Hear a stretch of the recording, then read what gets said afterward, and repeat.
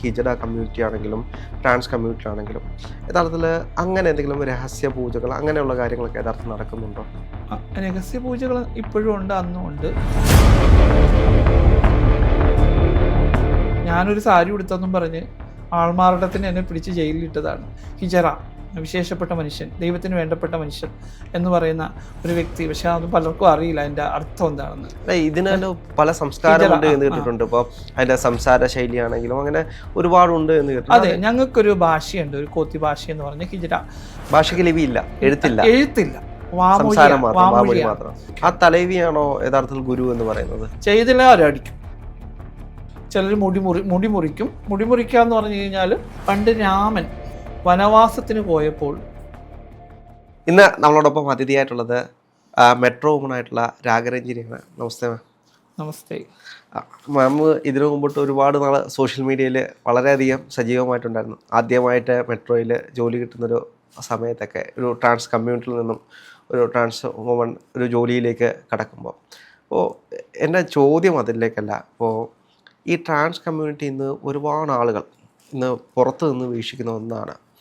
ഇതിനകത്ത് എന്താണ് നടക്കുന്നത്, ഇതിനകത്ത് നടക്കുന്ന കൾച്ചർ അല്ലെങ്കിൽ പൂജ അല്ലെങ്കിൽ അവരുടെ ഓരോ ഇവൻറ്റുകളൊക്കെ ഉണ്ട്. ഒരുപാട് രഹസ്യ പൂജകൾ നടക്കുന്നതായിട്ട് പഴയ കാലം തൊട്ട് നമ്മൾ കേൾക്കുന്നതാണ്. ഈ ഹിജഡ കമ്മ്യൂണിറ്റി ആണെങ്കിലും ട്രാൻസ് കമ്മ്യൂണിറ്റി ആണെങ്കിലും യഥാർത്ഥത്തിൽ അങ്ങനെ എന്തെങ്കിലും രഹസ്യ പൂജകൾ അങ്ങനെയുള്ള കാര്യങ്ങളൊക്കെ യഥാർത്ഥത്തിൽ നടക്കുന്നുണ്ടോ? രഹസ്യ പൂജകൾ ഇപ്പോഴും ഉണ്ട്, അന്നും ഉണ്ട്. കാരണം നമ്മൾ എല്ലാവരും വിചാരിക്കുന്ന ഈ ഒരു ട്രാൻസ്ജെൻഡേഴ്സ് എന്ന് പറഞ്ഞു കഴിഞ്ഞാൽ പെട്ടെന്ന് നമ്മൾ ഓടി വന്നിട്ട് ഒരു ദിവസത്തേക്ക് നമ്മൾ സാരി ഉടുത്ത് പെണ്ണായി മാറുക അല്ലെങ്കിൽ അങ്ങനെ നിൽക്കുന്ന ആൾക്കാരെ കണ്ടിട്ടുള്ളൂ. കാരണം സോഷ്യൽ മീഡിയയിൽ ഭയങ്കര ആക്റ്റീവായിട്ട് നിൽക്കുന്ന ആൾക്കാരെ ഉള്ളും ഈ സമൂഹത്തിലുള്ള ഇപ്പോൾ സോഷ്യൽ മീഡിയ യൂസ് ചെയ്യുന്നവർക്ക് അറിയത്തുള്ളൂ. പക്ഷേ ഒരു ട്രാൻസ് വുമൺ അതെന്ന് വെച്ചാൽ ഒരു ഒരു ഒരു ജെൻഡർ ചേഞ്ച് ചെയ്ത് ഈ ഒരു കമ്മ്യൂണിറ്റിയിലേക്ക് വരുമ്പോൾ പഴയ കാലത്ത് കേരളത്തിൽ ഞങ്ങൾ ആരും ഇവിടെ നിന്നവരല്ല. നമുക്ക് അങ്ങനെ ജീവിക്കേണ്ട ഒരു സാഹചര്യം വന്നപ്പോൾ പല നാടുകളിലും പോയി ജീവിച്ചതവരാണ്. കാരണം ഒരു സാരി ഉടുക്കാൻ പോലും പറ്റാതെ, കാരണം ഞങ്ങൾ ഒന്ന് കുണുങ്ങി നടക്കുമ്പോൾ ഒരു പൊട്ട് കണ്ണെഴുതി കഴിഞ്ഞു കഴിഞ്ഞാൽ പോലീസ് ഞങ്ങളെ കണ്ടു കഴിയുമ്പോൾ ലാത്തി കൊണ്ട് അടിച്ചോടിക്കുന്ന സാഹചര്യത്തിൽ തന്നെയായിരുന്നു. അപ്പം ഞാനൊരു സാരി ഉടുത്തെന്നും പറഞ്ഞ് ആൾമാറാട്ടത്തിന് എന്നെ പിടിച്ച് ജയിലിലിട്ടതാണ്. കോഴിക്കോട് ജയിലിൽ ഞാൻ 21 ദിവസം കിടന്നതാണ്. അന്ന് എൻ്റെ മദർ വന്നിട്ടാണ് എന്നെ ഇറക്കിയത്. അപ്പോൾ ട്രാൻസ്ജെൻഡർ എന്താണെന്ന്, ഒരു ട്രാൻസ് ആണെന്ന് പറഞ്ഞിട്ട് പോലും നിയമത്തിനും അറിയത്തില്ല, പോലീസുകാർക്കും അറിയത്തില്ല, ആർക്കും അറിയത്തില്ല. അപ്പം ഞാനിന്നൊരു ട്രാൻസ് വുമണായിട്ട് സർജറി ചെയ്ത് ഫുള്ളായിട്ടൊരു നിൽക്കുന്നുണ്ടെങ്കിൽ എനിക്ക് തോന്നുന്നു ഇവിടുത്തെ നിയമ സംവിധാനങ്ങൾ തന്നെയാണ് എന്നെ പെട്ടെന്ന് ഇങ്ങനെ ഒരു ട്രാൻസ് വുമൺ ആകണം എന്നുള്ള. കാരണം നമ്മൾ ട്രാൻസായിട്ട് ചിലപ്പോൾ ജീവിച്ചു പോകുമായിരിക്കും. അപ്പോൾ സമൂഹത്തിലും വീട്ടിലും നാട്ടിലും ഒക്കെ ഞാൻ അറിയപ്പെടുന്നത് ആ ഒരു ഇഷ്യൂയിലാണ്. എനിക്കൊന്നും ആ കമ്മ്യൂണിറ്റിയിൽ തന്നെ അഭിമാനമായിട്ട് ആദ്യമായിട്ട് മെട്രോയിൽ ഒരു ജോലി വാങ്ങിക്കുന്നു. ആ കമ്മ്യൂണിറ്റിക്ക് തന്നെ അഭിമാനമായിട്ട് മാറിയ ഒരാളാണ്. തീർച്ചയായിട്ടും. കാരണം വെച്ച് കഴിഞ്ഞാൽ നമ്മൾ ഈ സമൂഹത്തിൽ പ്രത്യേകിച്ച് മലയാളികളെല്ലാം ഉൾക്കൊള്ളത്തില്ല. കാരണം ആദ്യം കാണുമ്പോൾ അവർക്കൊക്കെ അത് ഉൾക്കൊള്ളാനുള്ള ഭയങ്കര ബുദ്ധിമുട്ടാണ്. അവർ ദൂരെ നിന്ന് നോക്കും, പിന്നെ അടുത്ത് നിൽക്കും. നമ്മൾ പിന്നെ കൂടുതൽ ആൾ അറിഞ്ഞു കഴിയുമ്പം നമ്മളെ കൂടുതൽ ചേർത്ത് നിർത്തും. ആ ഒരു ചേർത്ത് നിർത്തൽ തന്നെയാണ് ഇപ്പം നമുക്ക് കേരളത്തിൽ ട്രാൻസ് കമ്മ്യൂണിറ്റിയെ ചേർത്ത് നിർത്തുന്ന ഒരുപാട് മനുഷ്യരുണ്ട്. എന്ന് വെച്ചാൽ ബഹുഭൂരിപക്ഷം മനുഷ്യർ ചേർത്ത് നിർത്തുന്നതാണ്.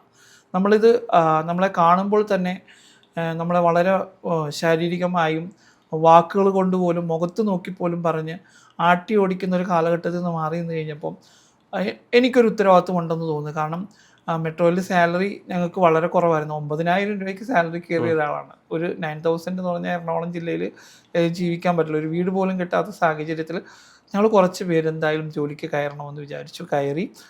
അത് ആണിനെയും പെണ്ണിനെയും പോലെ തന്നെ ട്രാൻസ് വുമണിനും നമുക്ക് കഴിവുകളുള്ളവരുടെ ലോകമാണ്, കഴിവിൻ്റെ ലോകമാണ്. അതിനകത്ത് ജെൻഡറോ ലിംഗമോ ഒന്നുമല്ല. നമുക്ക് വിദ്യാഭ്യാസം ഉണ്ടെങ്കിൽ തൊഴിലിടത്തിലായാലും നമുക്ക് ഒരു ആണിനെയും പെണ്ണിനെയും പോലെ ജോലി ചെയ്ത് കാണിക്കണമെന്നുള്ളൊരു ഉത്തരവാദിത്വം എനിക്ക് വരുന്ന തലമുറയ്ക്ക് കാണിച്ചു കൊടുക്കണം. കാരണം ഒരുപാട് കുട്ടികൾ വിദ്യാഭ്യാസം നേടിയവരുണ്ട്. കാരണം ഈ ഒരു ജെൻഡറിൻ്റെ ഇത് വെച്ച്, കാരണം ഇവർക്ക് ജോലി കൊടുത്തു കഴിഞ്ഞാൽ ഇവരെല്ലാം ഇങ്ങനെയാണ്, ഇവർ ജോലി ചെയ്യില്ല. മെട്രോയിൽ കയറിയപ്പോൾ തന്നെ ഞങ്ങളോട് പറഞ്ഞു, നിങ്ങൾ ഭയങ്കര ക്ലാസ്സൊക്കെ ആയിരുന്നു, നിങ്ങളോട് ഇങ്ങനെ പ്രശ്നം ഉണ്ടാക്കും എടുക്കും. ഞാൻ ടിക്കറ്റ് കൗണ്ടറിൽ ഇരുന്ന സമയത്ത് ആദ്യം ഞാൻ ടിക്കറ്റ് എടുക്കുന്ന സമയത്ത് തന്നെ ഭയങ്കര മീഡിയാസും കാര്യങ്ങളൊക്കെ നിൽക്കുന്ന സമയത്ത് കുറേ കുട്ടികളൊക്കെ പറഞ്ഞ്, ഞാൻ കൗണ്ടറിൽ ഇരിക്കുന്ന സമയത്ത് കുട്ടികൾക്ക് അറിയില്ലല്ലോ ഇത്, അയ്യോ ഇതാണ് പെണ്ണായതാണല്ലോ ഇരിക്കുന്നത്, ആണല്ലേ ഇത്, ഇതൊക്കെ പറഞ്ഞ് നമ്മളോട് സംസാരിക്കാറുണ്ടായിരുന്നു. അപ്പോൾ നമുക്ക് മനസ്സിലാവും, കാരണം കുട്ടികൾക്ക് അത് മനസ്സിലാവത്തില്ല. കുട്ടികൾക്ക് ഇതെന്താണെന്ന് ഇപ്പോഴും മനസ്സിലാവാത്ത കുട്ടികളൊക്കെ ഉണ്ടാവും. അവിടെ നിന്ന് നമ്മളവിടെ ഫൈറ്റ് ചെയ്തു. ഇന്ന് ഒരു 8 വർഷം 2017 തൊട്ട് 2025 വരെ മെട്രോയിൽ ജോലി ചെയ്യുക എന്ന് പറഞ്ഞാൽ അത് എല്ലാവർക്കും പോലെ നമുക്കും കഴിയും എന്നുള്ളത് കൊണ്ട്. അതേപോലെ തന്നെ ഈ ഒരു ന്യൂസ് പലയിടങ്ങളിലും എത്തി, പലയിടത്തും ജോലിക്ക് പല മനുഷ്യരെ എടുത്തിട്ടുണ്ട്. അപ്പം ഇത് ലോകം മൊത്തം വേൾഡ് വൈസ് വന്നിട്ട് ഇൻ്റർവ്യൂ എടുത്തിട്ടുള്ളതാണ്. BBC ചാനലായാലും CNBC-ലായാലും എല്ലാത്തിനും, യൂറോപ്പിൽ നിന്ന് വരെ അവിടെ റേഡിയോ അവരുടെ ഈ സൗണ്ട് വെച്ച് ചെയ്യുന്ന രീതിയിലുള്ള ആൾക്കാർ വരെ വന്ന് ഇൻ്റർവ്യൂ എടുത്തിട്ടുണ്ട്. എനിക്കത് മനസ്സിലായിട്ടൊന്നുമില്ലായിരുന്നു. അത്രയും വിദേശത്തു നിന്ന് ആൾക്കാർ വന്ന് ലോകം മൊത്തവും ശ്രദ്ധിച്ചൊരു വിഷയമാണ്. കാരണം കമ്മ്യൂണിറ്റിക്ക് ഇന്ത്യയിൽ ആദ്യമായിട്ട് തന്നെ കേരളത്തിൽ റെയിൽവേ ഡിപ്പാർട്ട്മെൻറ്റിൽ ജോലി കൊടുക്കുക എന്നുള്ളത്. എന്ന് വെച്ചാൽ ഞങ്ങൾ കോൺട്രാക്ട് ബേസിലാണെങ്കിൽ പോലും ഒരു സർക്കാർ സ്ഥാപനത്തിൽ ജോലി ചെയ്യുക എന്ന് പറഞ്ഞാൽ അത് ഭയങ്കര അഭിമാനമാണ്. അതെൻ്റെ ജീവിതത്തിൽ എനിക്ക് എൻ്റെ കമ്മ്യൂണിറ്റിക്ക് കൊടുക്കാൻ പറ്റിയ ഏറ്റവും വലിയൊരു സമ്മാനമാണെന്ന് തോന്നുന്നു. അപ്പോൾ അതേപോലെ തന്നെ ഈ ഹിജറ സംസ്കാരമാണല്ലോ യഥാർത്ഥത്തിൽ ഇന്ന് കാണുന്ന ഈ മോഡേൺ ട്രാൻസ് കമ്മ്യൂണിറ്റി എന്ന രീതിയിലേക്ക് ഡെവലപ്പായത്. അത് എങ്ങനെയാണ്? കാരണം ഇത് നമ്മുടെ ഒരു സംസ്കാരമുണ്ട്, എല്ലാവർക്കും ഉണ്ട് ഒരു നിലനിൽപ്പ്. കാരണം ഇപ്പോൾ ട്രാൻസ് വുമൺ, ട്രാൻസ് മെൻ എന്നൊക്കെ പറഞ്ഞ് വന്നതൊക്കെ ഇതിൽ നിന്ന് തന്നെയാണ്. കാരണം ഈ ഒരു സമൂഹത്തിന് ഒരുപാട് ചിട്ടകളുണ്ട്. കാരണം പൊതുസമൂഹത്തിൽ നിന്നും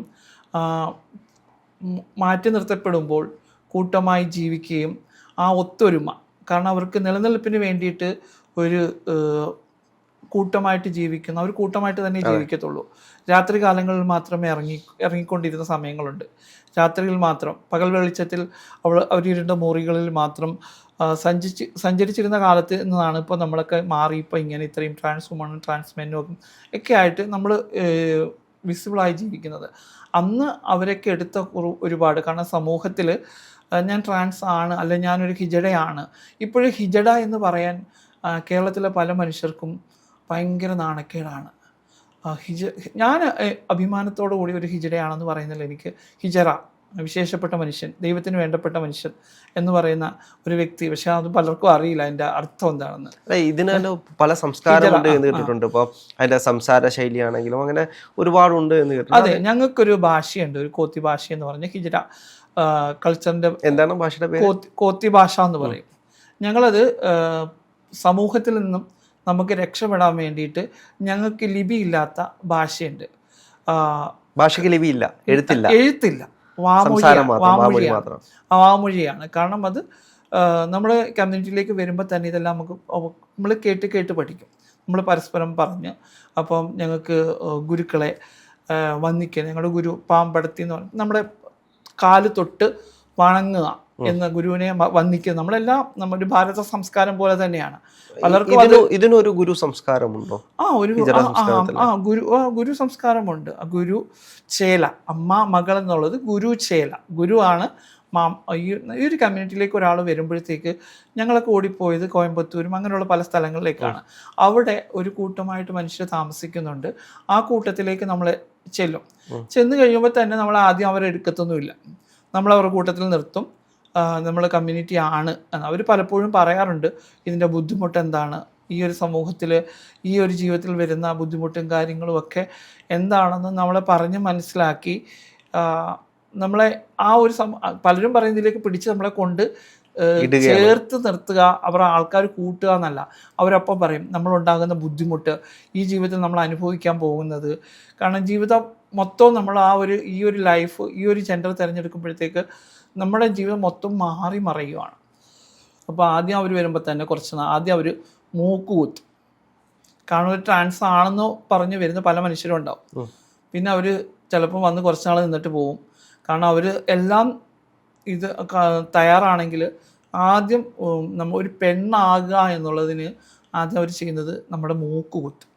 മൂക്ക് കുത്തിക്കഴിഞ്ഞാൽ തന്നെ പെൺകുട്ടിയായി, ഒരു കമ്മ്യൂണിറ്റിയായി, ഒരു ഹിജഡയായി എന്നുള്ളതാണ്, ഒരു ഹിജഡയായി എന്നുള്ളതാണ്. മൂക്ക് കുത്തും. പിന്നെ അതിനുശേഷമാണ് ഓരോരോ നമ്മുടെ മുന്നോട്ട് പോക്ക്. പിന്നെ അതിനകത്ത് ഗുരു ഉണ്ടാവും. അതിനകത്ത് ഗുരു ചേല, അവരുടെ മക്കളായിട്ട് ഉള്ള കുറേ ചേലകൾ ആയിട്ടും അവരുടെ മക്കളുമായിട്ടും ഒരു സമുദായം ഉണ്ടാവും. അത് ഒന്ന് മാത്രമല്ല, ഓരോ സമുദായം ഒരു ഇപ്പം ഒരു കേരളത്തിൽ തന്നെയാണെങ്കിൽ, അല്ലെങ്കിൽ ഇപ്പം കോയമ്പത്തൂർ തന്നെയാണ്, കുറേ ഓരോ മാവട്ടമുണ്ട്. മാവട്ടം എന്ന് പറഞ്ഞാൽ ഓരോ ഏരിയയിലായിട്ട് ഇത്ര മാവട്ടങ്ങൾ ചേർന്നിട്ടാണ്, അങ്ങനെ അതിന് മാവട്ടം എന്നാണ് പറയുന്നത്. അതിനൊരു തലവി ഉണ്ടാവും, അതിനൊരു നായ്ക്കുണ്ടാവും. ആ നായ്ക്കിൻ്റെ അണ്ടറിലായിരിക്കും ഇവർ. അപ്പം ഇവർക്ക് എന്തെങ്കിലും പ്രശ്നങ്ങൾ വന്നാലും എന്തെങ്കിലും ഇഷ്യൂസ് വന്നാലും ഒക്കെ അവർ നിയന്ത്രിക്കാനുള്ള ഒരു തലവിയായിട്ടുള്ളത്. അതിനകത്ത് നല്ലതുകൊണ്ട് ചീത്തയും ഒക്കെ. ആ തലവിയാണോ യഥാർത്ഥത്തിൽ ഗുരു എന്ന് പറയുന്നത്? അല്ല, ഗുരു എന്ന് പറഞ്ഞു കഴിഞ്ഞാൽ ഇപ്പൊ എനിക്ക് മക്കളുണ്ട്, ഇവിടെ കേരളത്തിൽ എനിക്ക് മക്കളുണ്ട്, കുറെ മക്കളുണ്ട്. അത് ഞാൻ ആ കൾച്ചർ ഫോളോ ചെയ്യുന്ന ചേലകൾ, ഇതിലേക്ക് വരുന്ന ആളുകളെ ചേർത്ത് നിർത്തുന്നത്. അപ്പൊ അത് നമ്മൾ എല്ലാ കമ്മ്യൂണിറ്റിയുടെയും മുമ്പിൽ വെച്ച് അമ്മയും മകളും എന്നുള്ള രീതിയിൽ റീത്തിട്ടെടുക്കും. ഒരാൾ വന്നു കഴിഞ്ഞാല് അവരെ മകളായിട്ട്, അങ്ങനല്ല, അവര് പറയും, എന്നോട് പറയാ, എനിക്ക് നിന്നെ എനിക്ക് നിങ്ങളുടെ അമ്മയാവണമെന്നുണ്ട്. എനിക്ക് ഈ കൾച്ചറിന്റെ ഭാഗമായിട്ട്, കേരളത്തിന് വെളിയിൽ ഭാഗമാണെങ്കിലും കേരളത്തിൽ അതിനോട് എനിക്ക് താല്പര്യമില്ലാത്ത, കാരണം കേരളത്തിലുള്ള മനുഷ്യർക്ക് അറിയില്ല, കുട്ടികൾക്ക് അറിയത്തില്ല അമ്മ മകൾ എന്നൊക്കെ പറഞ്ഞു കഴിഞ്ഞാൽ എന്താണ്. അങ്ങനെ മെട്രോയിൽ തന്നെ വർക്ക് ചെയ്തൊരു കുട്ടിയുണ്ട്, സുലു മഹർജാൻ എന്ന് പറഞ്ഞ ആ കുട്ടി. അപ്പം ഞാനും ആ കുട്ടിയൊക്കെ കുറച്ച് കാണുമ്പോഴൊക്കെ കുറച്ച് വ്യത്യാസം ഉള്ളതെന്നേ ഉള്ളൂ. അപ്പോൾ ആ കുട്ടി, അപ്പം ഞാൻ മെട്രോയിൽ കയറി കഴിഞ്ഞപ്പോഴും എൻ്റെ സർജറി കഴിഞ്ഞ് ആയിരുന്നു. അപ്പോൾ ഈ കുട്ടികളൊക്കെ ഇങ്ങനെ കമ്മ്യൂണിറ്റിയിലേക്ക് വന്നുകൊണ്ടിരിക്കുന്നവരാണ്. അപ്പോൾ ബസ്സിലൊക്കെ യാത്ര ചെയ്യുന്ന സമയത്ത് ഞങ്ങൾക്ക് ട്രെയിനിങ്ങിന് പോകുമ്പോൾ ബസ്സിൽ പോവുകയും വരികയൊക്കെ ചെയ്യണമായിരുന്നു. അപ്പോൾ ഈ കുട്ടി കുറച്ചുകൂടെയൊക്കെ ഫെമിനിനാണ്, മുടിയൊക്കെ ഉണ്ട്, ഭയങ്കര ഫെമിനിനായിട്ടിരിക്കുമ്പോൾ ബസ്സിലൊക്കെ കയറുമ്പോൾ കുറച്ച് ആ കുട്ടിയെ കൂടെ ഉള്ളവർ തന്നെ ചിലപ്പോൾ മാറി നിൽക്കും. കാരണം അവർ കമ്മ്യൂണിറ്റി ആണെങ്കിൽ അവർ ലുക്ക് വൈസ് മെയിലായിരിക്കും. അപ്പോൾ ഈ കുട്ടിയെ കാണുമ്പോൾ എല്ലാവരും ശ്രദ്ധിക്കും. അപ്പോൾ ഞാൻ ബസ്സിലിരിക്കുമ്പോൾ ഞാൻ അതിനെ വിളിച്ച് ഞാൻ പറയും എൻ്റെ അടുത്ത് വന്നിരിക്കാൻ പറയും. അപ്പോൾ എൻ്റെ അടുത്ത് വന്നിരുമ്പോൾ ആ ഒരു ചേർത്ത് നിർത്തൽ, അപ്പോൾ അങ്ങനെ അവർക്ക് അതൊരു സന്തോഷം. എനിക്കും അയ്യോ എന്നെപ്പോലെ ഒരാളാണ്, ആളൊറ്റയ്ക്ക് നിൽക്കുന്നു, ആളെ എൻ്റെ കൂടെ ചേർത്ത് നിർത്തുമ്പം അതൊരു സപ്പോർട്ടാണ്. എനിക്ക് കിട്ടിയ സപ്പോർട്ട് ഞാൻ എൻ്റെ കൂടെ ഉള്ളവർക്ക് കൊടുക്കുന്നു. അങ്ങനെ വന്നൊരു കൾച്ചറാണ്. അപ്പോൾ എനിക്ക് എന്നെ അമ്മ മമ്മീന്ന് വിളിക്കാറുണ്ടായിരുന്നു. ഞാൻ പറഞ്ഞു നീ വിളിക്കരുതെന്നൊക്കെ പറയും. പിന്നെ അങ്ങനെ അമ്മ മകൾ എന്നുള്ളൊരു ഇതിലേക്ക് പോകും. അപ്പോൾ അമ്മ മക്കൾ എന്നുള്ള രീതിയിൽ നമ്മൾ എല്ലാവരുടെയും മുമ്പിൽ വെച്ച് ചോദിക്കും, ഇത് ഇന്ന ആള് ഇപ്പം രാഗരഞ്ജിനിയുടെ മകളായിട്ട് സുലു മഹർജാൻ റീത്ത് ഇടാൻ ആഗ്രഹമുണ്ട്. റീത്ത് എന്നാണ് പറഞ്ഞത്, റീത്ത് ഇട്ടെടുക്കുക എന്ന് പറയുന്നത്. റീത്ത് എന്ന് പറഞ്ഞാൽ ഞങ്ങൾ എല്ലാവരും കൂടെ കൂടുന്ന ഞങ്ങളുടെ കമ്മ്യൂണിറ്റി എല്ലാവരും കൂടെ കൂടുന്ന ഒരു മീറ്റിങ്ങിന് ജമാഅത്ത് എന്നാണ് പറയുന്നത്. ജമാഅത്ത്. അപ്പം ഞങ്ങളെല്ലാവരും കൂടെ, അത് എൻ്റെ ഒരു ഫാമിലി ഉണ്ട്. ഇപ്പം കേരളത്തിൽ തന്നെ എൻ്റെ സൗഖ്യനായിട്ടുള്ള ഏൻ ഹണി ആരോഹി എന്ന് പറഞ്ഞാൽ അവരുടെ ഫാമിലി ഉണ്ടാവും. അങ്ങനെ ഓരോരുത്തർക്കും ഓരോ സൗഖ്യൻ എന്ന് പറയും. സൗഖ്യൻ എന്ന് പറഞ്ഞാൽ എൻ്റെ ഫാമിലി, എൻ്റെ സഹോദരിയാണത്. അപ്പം എൻ്റെ ഫാമിലിയിൽ ഞാനൊരു കുട്ടി എടുക്കണമെങ്കിലും അവരുടെ ഫാമിലി ആൾക്കാർ വരും, എൻ്റെ ഫാമിലിയിലുള്ള ആൾക്കാർ വരും, ഇങ്ങനെ ഇരിക്കും, എല്ലാവരും ഇരിക്കും. അവരുടെ മുമ്പ് വെച്ച് നമുക്ക് ഒരു തട്ടുണ്ട്, തട്ടിനകത്ത് വെറ്റിലയിൽ ദക്ഷിണ വെച്ച് എന്നിട്ട് നമ്മളെ ഇങ്ങനെ പറയും. അപ്പോൾ എല്ലാവരുടെയും മുമ്പിൽ വെച്ച് എൻ്റെ മകളാണെന്ന് പറയാൻ, ഇന്ന ആളുടെ ചേലയാകുക എന്ന് പറയും. ഞാൻ ഗുരു, എൻ്റെ ചേലയാകാൻ അവർക്ക് ആഗ്രഹമുണ്ടെന്ന് പറയുമ്പോൾ എല്ലാവർക്കും സമ്മതമാണോ, അവരോട് ചോദിക്കും നിങ്ങൾക്ക് സമ്മതമാണോ എന്ന് ചോദിച്ചിട്ട്, അപ്പോൾ എൻ്റെ മകളായിട്ട് ഞാൻ ചേലയായിട്ട് സ്വീകരിക്കുമ്പോൾ ഞാൻ സാരി അവർക്ക് കൊടുത്ത് അവിടെ തലയിലേക്ക് ഇട്ട് സ്വീകരിക്കുന്ന ആ ഒരു അമ്മ മകൾ, അതാണ് റീത്ത് സിസ്റ്റർ. റീത്ത് ഇട്ടെടുക്കുക എന്ന് പറഞ്ഞാൽ റീത്ത് ബന്ധമാണ്. അത് നമുക്ക് പിന്നെ കുറച്ച് കഴിഞ്ഞ് നമുക്ക് അമ്മയും മകളുമായിട്ട് യോജിച്ചു പോകാൻ പറ്റുന്നില്ല എന്നൊക്കെ ഉണ്ടെങ്കിൽ അത് നമ്മൾ ഒഴിവാക്കും. ഇതേപോലെ ജമാഅത്ത് എന്ന് പറഞ്ഞാൽ ഈ ഞങ്ങൾ എല്ലാവരുടെ കൂടിയിട്ടുള്ള ജമാഅത്ത്, ഇതിന് ജമാഅത്ത് എന്നാണ് പറയുന്നത്.